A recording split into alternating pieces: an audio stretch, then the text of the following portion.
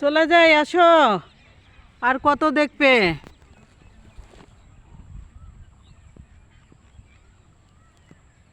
পাহাড়পুর সম্পুর বিহার, বৌদ্ধদের আজ আর কোনো অস্তিত্ব নাই। এত বড় একটা শিক্ষা প্রতিষ্ঠান আজ শূন্য, তার কোনো একটা শিষ্যও নাই।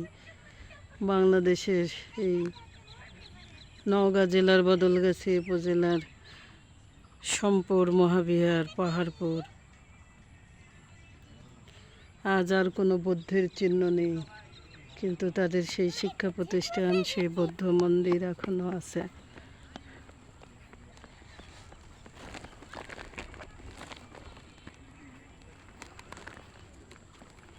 সম্পুর মহাবিহার। আম্মু, এখন আমরা চলে যাই, দেখা শেষ করা যাবে না,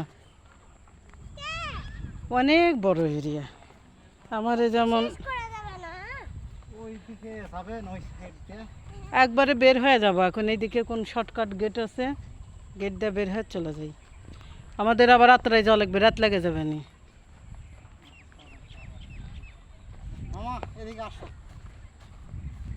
আর কোন দিক দিয়ে রাস্তা আছে? যাক,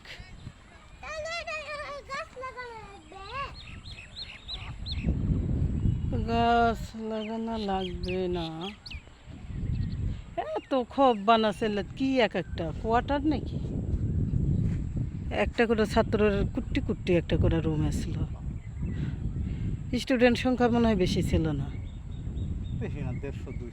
150-200 স্টুডেন্ট। কারণ টোটাল 144টা ঘর।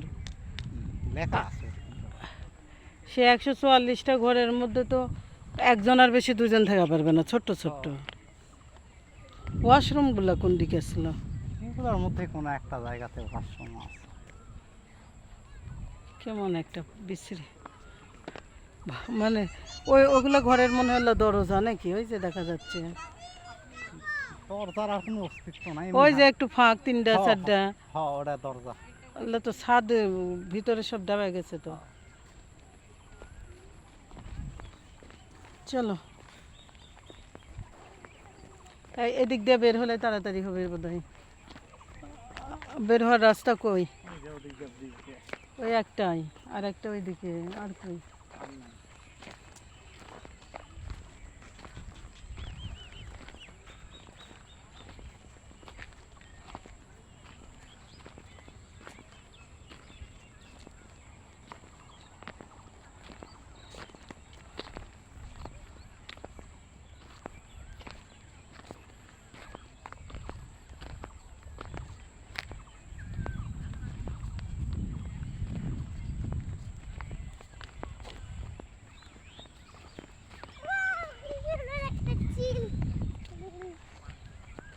বিহারের ভিক্ষু কক্ষ।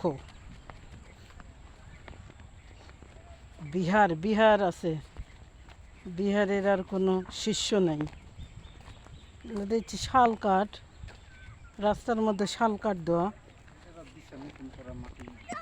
নতুন দেয়নি, আগের থেকেই ছিল পুরানো। এখন শাল কাঠ পাবে কোনটা? এখন শাল কাঠ কোথায় পাবে?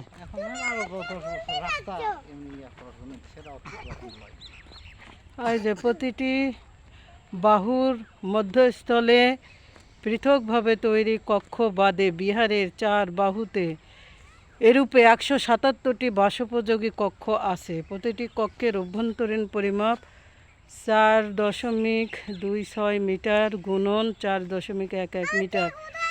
শেষ যুগে 92টি কক্ষে অলঙ্কৃত বেদি নির্মাণ করা হয়। প্রথম অবস্থায় সবগুলো কক্ষ ভিক্ষুদের বসবাসের জন্য ব্যবহৃত হয়েছিল। এগুলো বৌদ্ধ ভিক্ষুরা থাকতো। তুমি এসব কি বলতেছো? তুমি আমাকে এইসব দিয়ে মারছো কেন? কে তোমাকে থুয়ে যাচ্ছে?